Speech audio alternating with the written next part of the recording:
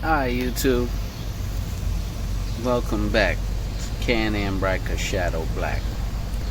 What I'm gonna do to you today, explain why you can't put a muffler tip on your Can-Am Ryker exhaust, and I'll show you how.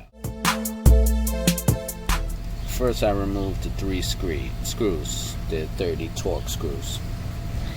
So most people think when they get the Ryker they could add a muffler tip, take this off, but after you remove it, you have that, and that is a weld.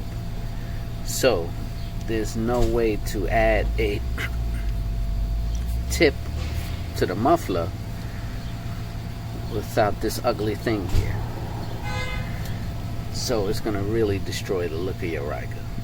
So anybody who's looking to put a tip on their Ryker, forget about it.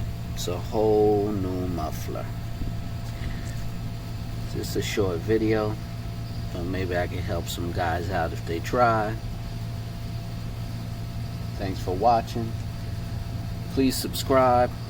That's my channel right there. Like, follow up. I got other videos, installation tips, things about the Ryker. Thanks for watching.